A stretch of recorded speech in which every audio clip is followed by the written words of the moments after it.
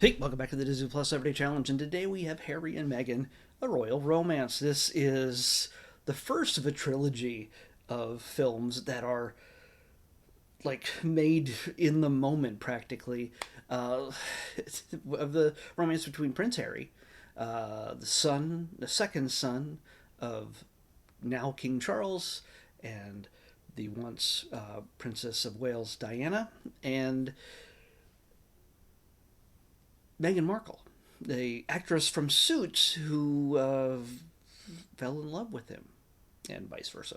So it's from 2018. It is an hour and 20 minutes long. It is not a reality thing. It's not a documentary. This is a film based on the actual events that led to their meeting, their romance, and eventually their marriage, and all the things that go with it. Especially when you're an American woman who's half black, and suddenly you're in a romance with the whitest kid in the royal family. He's got red hair. So I come from a family of redheads. So the fact that I'm not means I took after my dad. So this clash of cultures that comes out of this is at the center of this story. It's not just a romance. If it was just British kid meets another British kid, they fall in love, you know what? There wouldn't be movies about this. But the central point of this is the difficulties that come with dating outside your circle, I guess. I don't know. But as we've seen with the previous two episodes, this is actually the first of the trilogy. Because the first one is, the royal romance, a royal romance. Then it's becoming royal, which is Meghan and Harry dealing with her becoming part of the royal family and all the stuff that goes with it. There's just a lot. And then it's escaping the palace, which is them going, screw all this, we're getting out of here. And we're going to California, where she was born and raised. So, yeah, you kind of then all the tension that comes with that. So these real life stories make movies. They make compelling stories. Yes, much of what any of us know here on the ground that are not in the palace or not in California amongst the TV producers, that are not in the English royalty, and also not in the tabloids ourselves, we only get bits and pieces, or a fire hose of any information anybody can get a hold of. The harassment of paparazzi is what led Harry to become the son of a woman. Well, it caused his mother to die. Yes, I'm going to blame the paparazzi. Yes, like as many have. It's not a hard take there. It's not a wild take. Her being chased by paparazzi through the streets of Paris with her then boyfriend, I guess.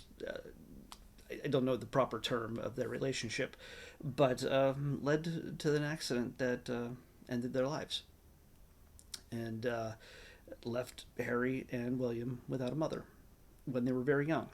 I remember that happening. I remember the night it happened. I was watching as soon as I heard about it. It was on the news non-stop. And there was a lot of people that are younger have no idea the level of celebrity that Princess Diana was. it's if Americans ever cared about what goes on in the British royal family, it was because of Diana, because she seemed to be not part of the upper crust snooty type of people. Uh, she always seemed to be more approachable. She seemed to have a mission of her own and not just be the proper young wife spitting out babies for the royal family to continue the lineage of blue bloods. She seemed different. And her wedding to Prince Charles in the early 80s was the biggest televised wedding of all time. Maybe Luke and Laura from General Hospital was close. I don't know. But yeah, So, this is, by the way, there's a lot of Diana in this. Even though there's only a few scenes with an actress playing her, she's mentioned throughout. And there's a scene at the very beginning of the film. It's like Harry comes face to face with a lion, I guess on the Serengeti, like he's in Africa, because Prince Charles has taken his boys away from all the chaos and controversy of the city and the world and the paparazzi and everything else after the loss of their mother. He takes them to Africa, far from everything, and he comes face to face with a lion. I'm looking at this. I'm like, they made this up. Did they make this up? I don't know if they made it up. I did not research it, but it seems like a narrative tool, which works. And again, we don't know. I mean, hey, if you're a devoted fan of the royal family and you know whether this story is real or not, and that he possibly saw something in that lion, go for it. Tell me about it. It's that's the comments for. But again, I don't know. I don't know. It seems like a narrative ploy to me. But either way, because it does come around later on in the film, it is kind of an important. You think it seems like a really weird throwaway thing. It's like, oh, he was within range of a lion, and that was cool. So we got to put this in the thing because it's dramatic. No, it's a storytelling. It's a piece of the story overall. Believe it or not. Whether it's real or not, I have no idea. But we get to see him grow up, and we do get mentions of some other controversies. Yeah, Harry did dress up as a certain historical.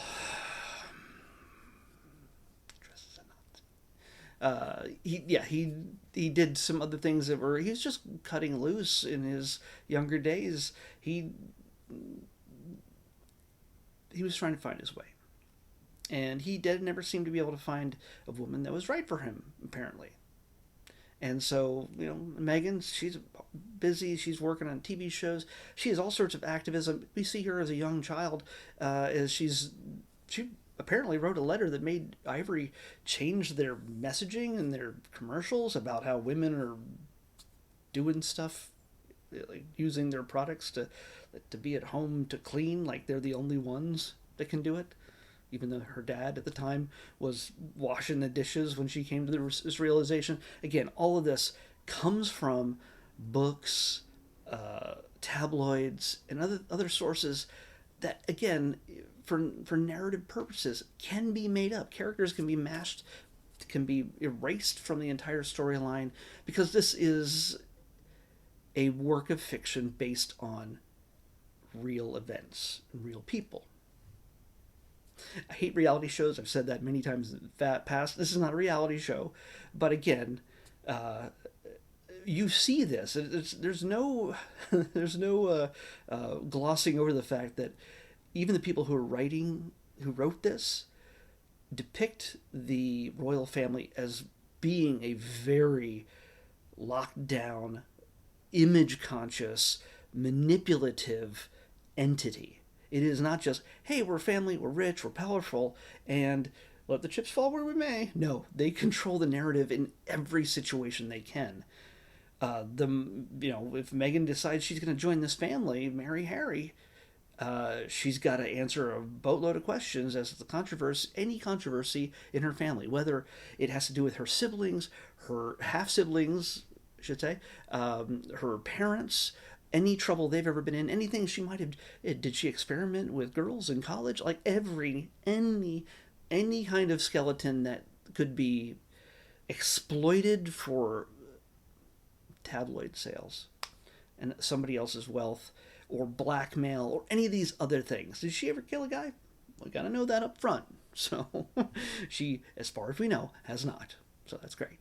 But again, you're really only find interest in this if you are like a big fan of the royal family, or you like romantic stories that are presumably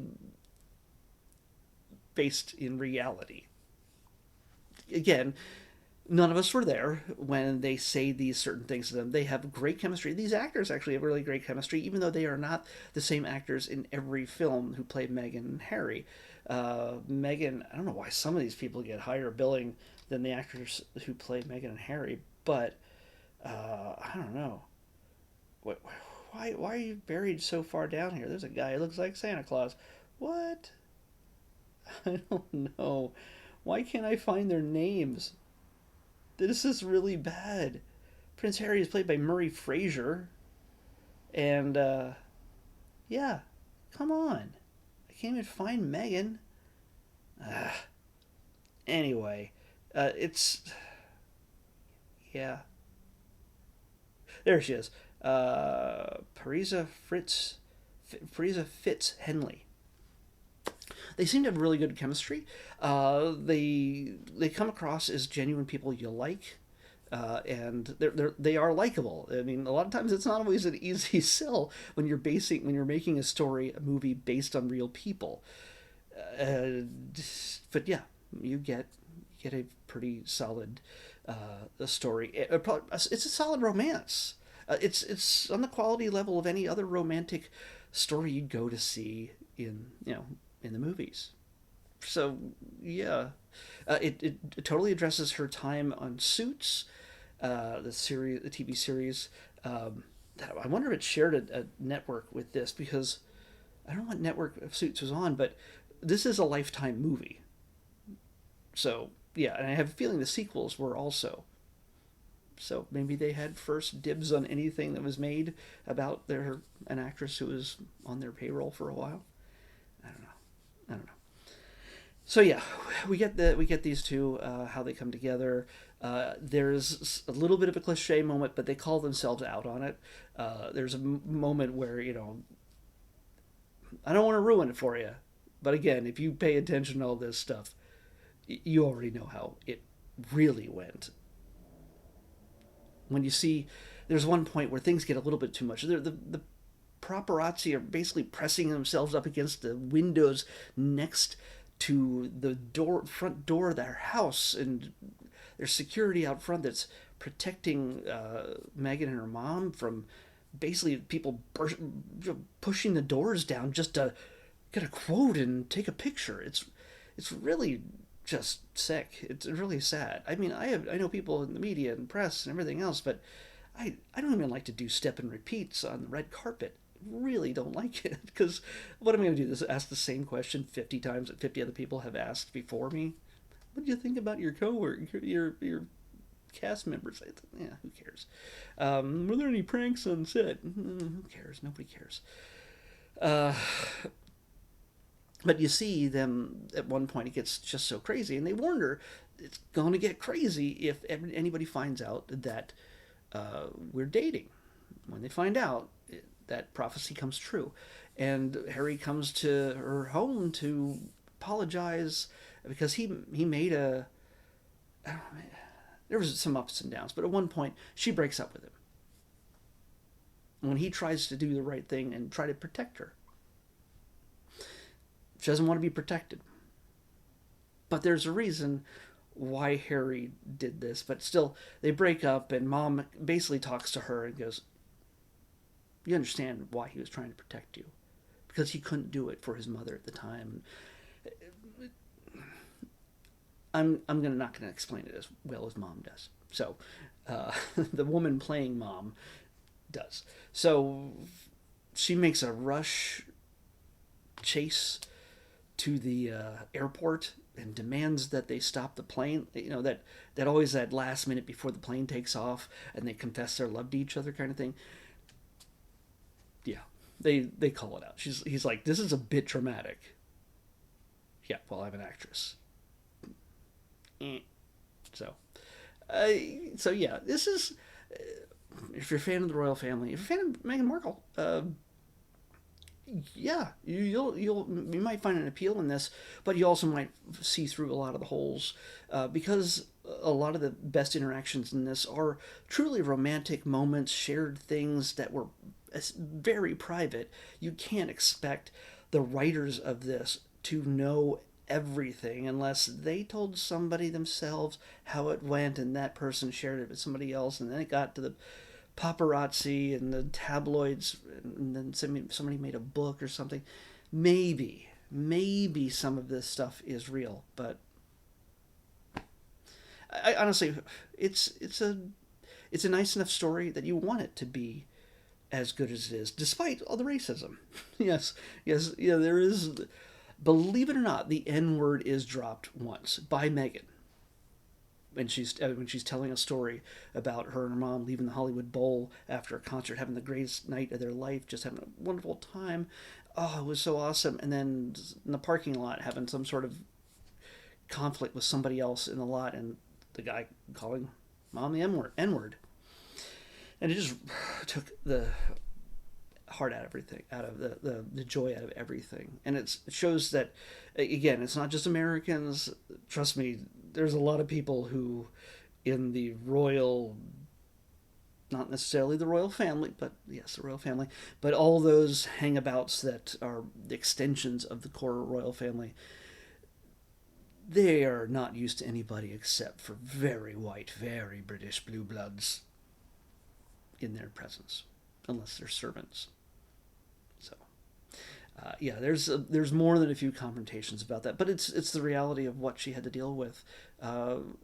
That's one thing I don't doubt, that she had to deal with the reality of people being just absolutely awful about racism, about their own racism, about not even seeing it as racism, as just being who they are and going, well, this is just the way we think and who we are.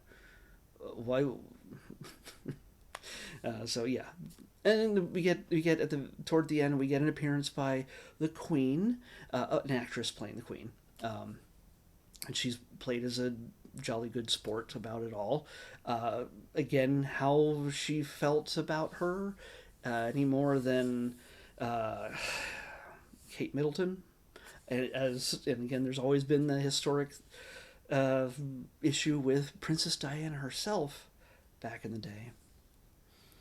That's a long time ago. So yeah, take this for what it's worth. I don't know how much of it's real, how much of it is not. But watch it if you're gonna watch it. Watch it for the performances and for the romantic story. That, again, two worlds coming together, and wishing them the best. Now, we've already seen what happened after that and what came even after that, and now they're in California these days, somewhere. I'm sure I'm going to bump into them at the grocery store at some point.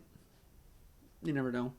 Honestly, the only way you can pick out, if you don't know LA, the best way to know that you're near somebody famous is if you're, in their grocery store, is if they're wearing a baseball hat and sunglasses. You're like, I don't know who you are, but thanks for telling me that you're famous.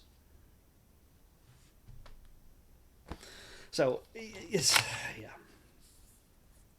it is the weird, wacky LA world we live in. So yeah, I'm not going to necessarily recommend this as some great film, but if you're the one who loves to chew up tabloid based or maybe biography based stories, again, I doubt this is anything official that it's approved by Harry and Meghan.